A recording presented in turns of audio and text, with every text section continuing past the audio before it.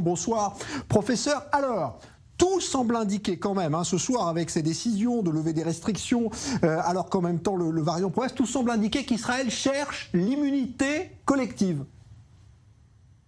Nous ne croyons pas en ce protocole d'immunité collective. Nous avons déjà vu que des gens qui avaient été infectés par le variant Delta en Israël, et c'est encore plus vrai en Afrique du Sud, eh bien ces gens-là ont été infectés à nouveau par le variant Omicron.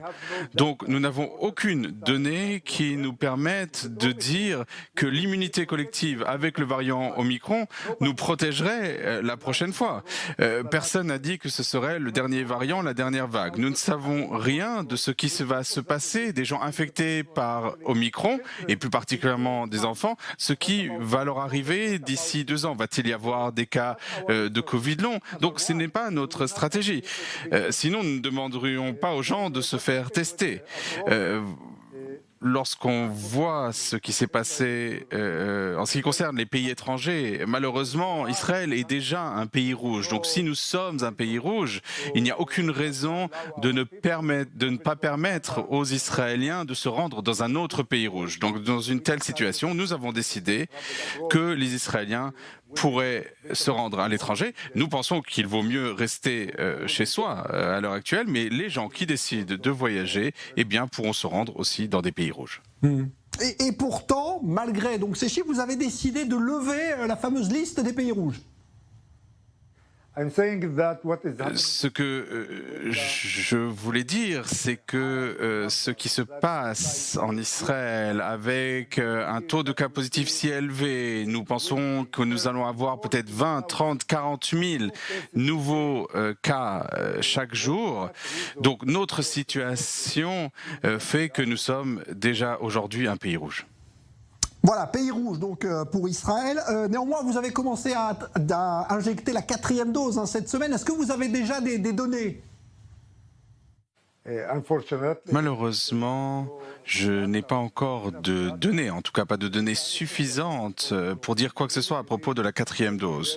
Nous pensons, et c'est ce que nous avons appris de la 3e dose, que cela aura un bénéfice surtout pour les populations à risque et cela leur permettra d'avoir un plus haut niveau d'anticorps et qu'ils soient plus protégés. Donc c'est une bonne façon de protéger les personnes les plus âgées, mais comme je vous l'ai dit, malheureusement, nous n'avons pas encore assez de données pour l'affirmer.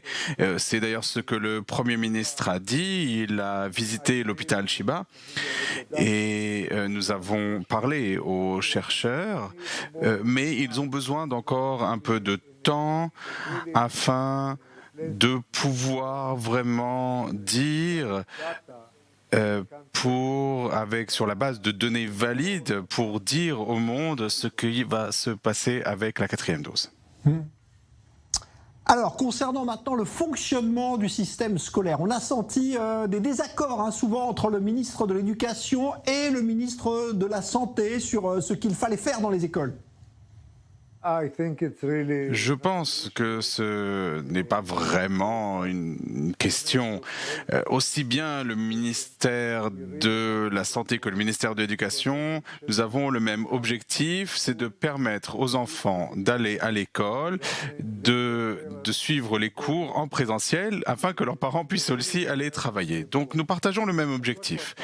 Ce qui s'est passé, c'est qu'il y a eu un problème sur la manière dont nous pourrions mettre en place les tests antigéniques à l'école. Mais je crois que c'est un problème qui est derrière nous et à partir de la semaine prochaine, à partir de dimanche, je pense qu'on pourra faire des tests antigéniques pour les enfants à l'école. Et nous allons continuer à partager cet objectif commun pour défendre 2 objectifs, à la fois la santé et l'éducation. Alors encore une question, professeur, ça concerne les nouvelles règles maintenant pour ce qui est du dépistage du corona. C'est pas très clair, on a du mal à s'y retrouver. Je vous remercie vraiment pour cette question. C'est une excellente occasion pour moi d'expliquer à nouveau aux citoyens, aux Israéliens. Je pense que pour surmonter cette vague Omicron, nous avons besoin que tous les citoyens prennent les mesures les meilleures pour leur santé, pour protéger leurs enfants, leurs parents. La situation est différente. Nous ne sommes pas comme lors de la vague du variant Delta. Et dans une situation de pandémie plus aiguë, avec déjà aujourd'hui plus de 16 000 tests positifs par jour, nous ne pouvons pas permettre à l'ensemble de la population d'avoir accès aux tests PCR. Et donc nous devons fixer des priorités. Et c'est là notre mission. Et nous avons considéré que la population à risque de 60 ans et plus, nous avons pensé que ces gens-là devaient avoir accès aux tests PCR, tandis que les autres pourraient choisir soit un test antigénique effectué par tel ou tel organisme, ou des tests antigéniques qu'on effectue à domicile, surtout pour les personnes vaccinées.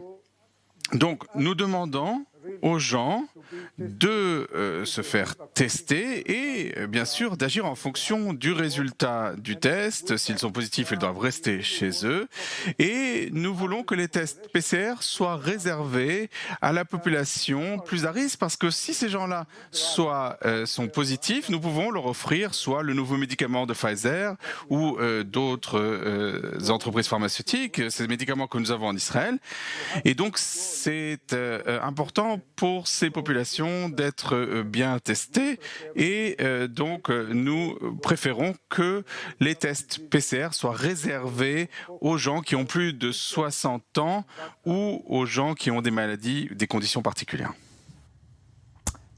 Merci beaucoup, professeur Salman Zarqa. Je rappelle que vous êtes le coordinateur de la lutte contre le coronavirus en Israël. Voilà donc pour les toutes dernières informations sur ce dossier.